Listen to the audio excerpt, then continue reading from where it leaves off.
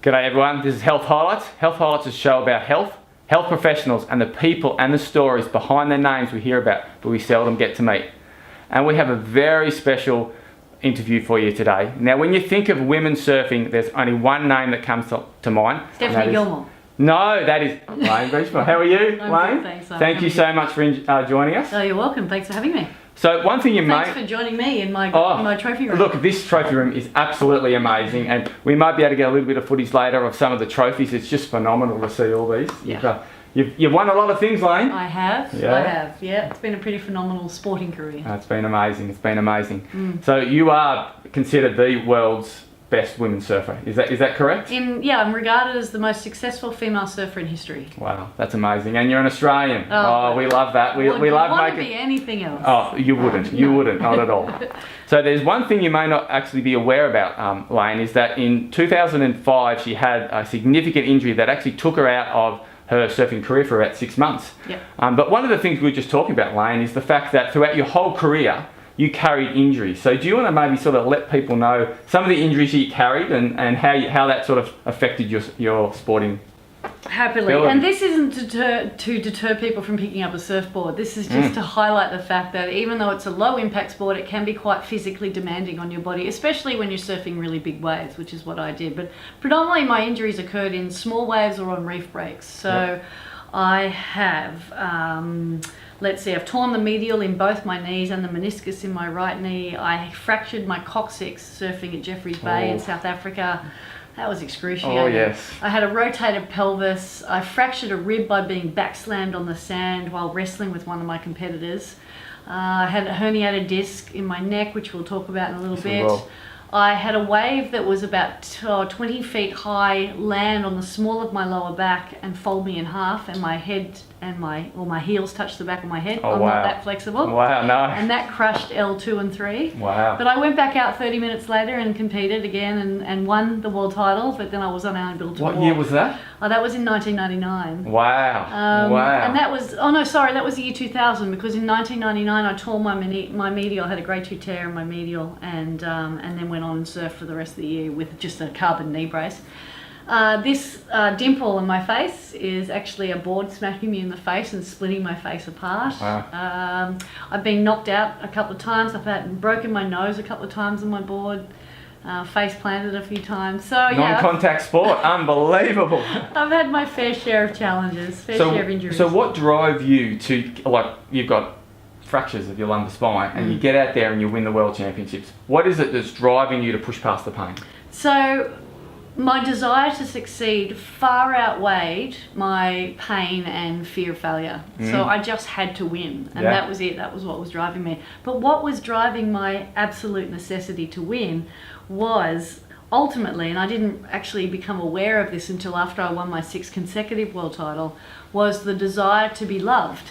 So I was adopted at birth, and when I was 8 years old when my dad told me, and I decided at that point in time that I was undeserving of love. So however you define success will determine what actions that you take to achieve it. So I define success as being deserving of love. Wow. And to achieve that, I had to become the most successful surfer in history, which meant winning 6 consecutive world titles. I got to that point and went, yep, I'm enough now. Wow. And that's when I was able to come back and win my 7th one in a state of love and gratitude, as opposed to a state of fear, which is how I won my first 6. And we'll come to that also, because I think that's very interesting, the different framing of your mindset around that 7th World Championship. So can you tell us about 2005 and what occurred there to take you out of the sports for 6 months? Well, if we go back all the way to 2001, I was surfing this notorious surf break in Tahiti called Chopu, and it's the only wave that has teeth. It's a pretty nasty wave. It comes in from very deep water, but unlike most waves that come from deep water and hit shallow points, because the wave comes from such depth to such shallow water, it actually folds over itself and the water drops out below sea level. So, and it's over a very sharp coral reef that's also fire coral, so it doesn't only cut you, it burns you. And I have Chopu tattoos all down my left side from hitting the bottom a few too many times. However, in 2001, I'd won the event, and then on the last wave, I pulled into the biggest, most perfect, beautiful barrel and started to show off. And whenever you go out of flow and back into thought, that's when you compromise and sabotage your performance. Wow. And surfing is a great analogy for life. Where you look is where you go. And I dropped my eye line, which then pulled the nose of my board down, and then the wave came over and landed on the back of my head and instantly pushed my face down into the board, and I felt my left arm go numb like that, like something snapped in my neck. Wow. And I thought, well, I haven't broken my neck, so everything's okay. And I just won the contest, so I didn't want to concern anyone with the fact that my arm was numb and I've got tingling in my hand, and it feels like there's a blunt, hot butter knife between my shoulder blades. Let's just continue on like nothing's happened. And so I celebrated. I drank champagne, which is adding fuel to a fire whenever you add alcohol to an injury.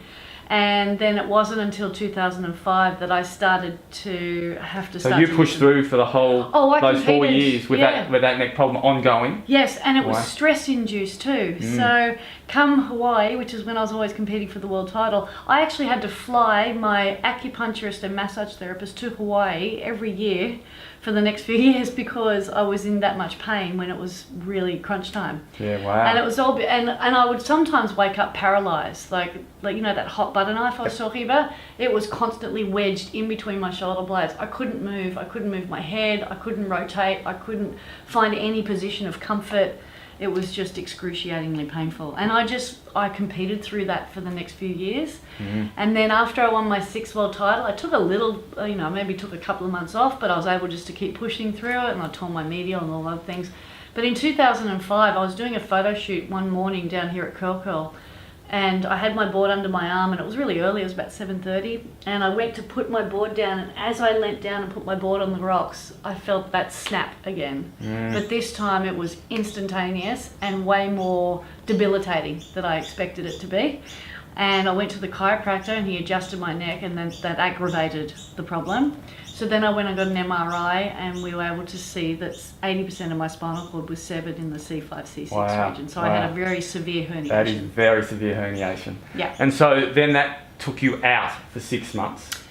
Yes. And so that was a recovery period for you. And, Yes. and can you tell us a little bit about your mental state also during that time? How were you feeling? Well, at that, I was still in contention for my 7th world title at that point. Wow. So had this happened before I won a world title, no doubt I would have persevered and done my utmost best to push through the pain. However, I had a different mindset because I had achieved so much success already. So I decided to just embrace the challenge. And so that meant embracing the time and the space and whatever I need to do to heal. Because most people want the silver bullet. Most people want just get surgery, get it over with, get going. That's right. Yep. And I was given 3 pieces of advice. 1 was surgery, 2 was retirement, and then 3 was the most sound advice, which is your body is healthy enough and strong enough and fit enough to heal itself, but you have to give it the space. Absolutely. So instead of thinking about all the things I was missing out on, I started focusing on all the learning. And I actually invested every day of my life into finding different ways to heal my body. Wow, that's amazing. Yeah. And so what were some of the things that you found that were really, really helpful in actually helping you heal? There was quite a few different things. So acupuncture and massage, which I'd been utilising for many years. Yoga. Because it's amazing how everything comes from the hips. So Absolutely. if you don't stretch your hips, you're going to have bad ankles, bad knees, and bad necks. So I stretch my hips out a lot. Meditation, biosync therapy, scanner therapy. I even went into hyperbaric chambers. I did a lot of inversion table therapy, lots of traction, massage. I even went and got some magnetic therapy done. Wow. I mean, I just explored everything. I changed my diet. I removed all inflammatory foods out of my diet. Brilliant. And I just took a full 100% holistic approach and full accountability for my recovery. So good. So I didn't expect any one thing to work. I just had to invest every day into it. So I'd wake up and meditate and do yoga, and then go off and explore all these different forms of ways to heal my body and heal myself, and ultimately I did. And that's so very rare. Yeah. That people will actually do that and take the responsibility on themselves and say, I need to heal this body. I think that's wonderful advice. Because a lot of people out there, they just, as you say, want that silver bullet to fix it, and boom, we're okay. Yeah, that actually never happens. No, it doesn't. Well, maybe in 1% it does. Yeah. You know, the miracle. Oh, there's not many of those. No, there's not many, so I've never those. based my whole existence on that. So then, okay, so you've recovered. Yes. So what drove you back into trying to win that 7th World Championship? What drove me back was my love of surfing and my appreciation and sense of gratitude that I could now surf and compete without pain. Wow. So it was a sense of freedom. Yep. I felt released. I felt so relaxed in the water now. So instead of sitting in the water worrying about how much time I had, what my competitors were doing, what my scores were, where I was sitting in the ratings, I would literally sit in the water and go, wow, what a beautiful day it is today. Oh, the sun feels so good and the water is so silky and warm and there's some fish floating about and it's so clean and oh, here's a wave. I'll paddle into it and see what happens. Wow. And it was a completely different mindset. So I learnt the most valuable lesson you can learn, which was surrender. And going in the ocean teaches me to surrender because I'm a self-confessed control freak. So when I go in the ocean, it teaches me to surrender to a force that's much more powerful than me. And so up until that point, I'd been on tour for a long time, probably 15 years.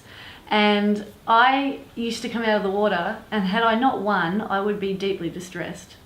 And then in this year, specifically in 2006, when I'd come out of the water having come second or third or fifth or whatever it was, I came out of the water celebrating. Wow. Wow. So it's a whole life transformation, really, isn't it? Absolutely, yeah. Yep. So you're a different person? Yes. And the way you approach things was completely different? Yeah.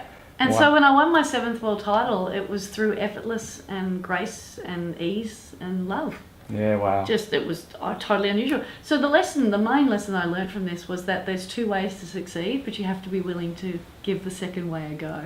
Because the first way you were very driven and had to win. And I proved that I can be successful that way. Yeah. So we tend to resort to what we know. We do, absolutely. Yeah. Well, that's just an amazing journey, and I've heard you talk about that, and I just thought that was incredible to hear how you recovered, but also how it really did change the way you focused in the world. Yes. And sometimes pain does that to us, doesn't it? Yes. Our deepest, darkest challenges present us with some of the brightest sparks of inspiration and light. So Absolutely. if you've just got to be open to it. And the one thing that I continued to find solace in was that when I woke up, so some days I felt like I was progressing and I had to maintain a sense of commitment and a sense of patience in making sure that I didn't push it that day. Yes. Because, one day you're down, the next day you're up, so you push it, and then you wonder why you go back 2 steps. So I just had to be really consistent with my mindset, consistent with my actions, consistent with my behaviours, consistent with my thoughts, consistent with my diet. Just had to be consistent. That's right.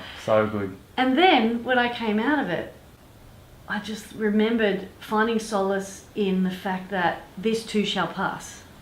Right? So because we get so deeply buried in the pain and suffering that we never think we're going to get past it. We do. And then I reflect back on it and go, well, it did pass.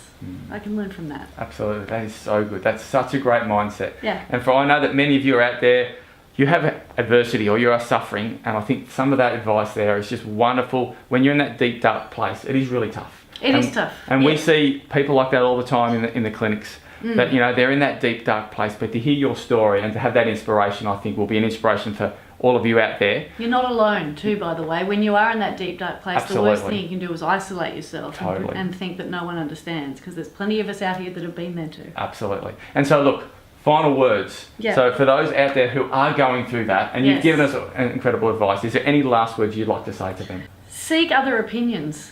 Don't just stick with the one opinion, and also trust in yourself. We do have the capacity to heal ourselves if we give ourselves the time and the space to do so, but don't just believe in the one person or the one way. Seek alternative opinions, seek alternative advice, and go with the one that resonates with you strongly. It might not be the easy way out, or it might be the easy way out, if there is one, right? It might be the silver bullet because you actually have to have surgery or whatever, but then also understand the consequences of the choices that you make and take personal and full responsibility for that. So good. That is so good, Layne. Well, thank you so much for your time. You're welcome. That was fabulous advice, and thank you everyone for joining us. Thank you. Appreciate you tuning in. Remember, same time, 12:30, next Wednesday, we're going to have another incredible interview. Remember, healing is a gift, health a responsibility.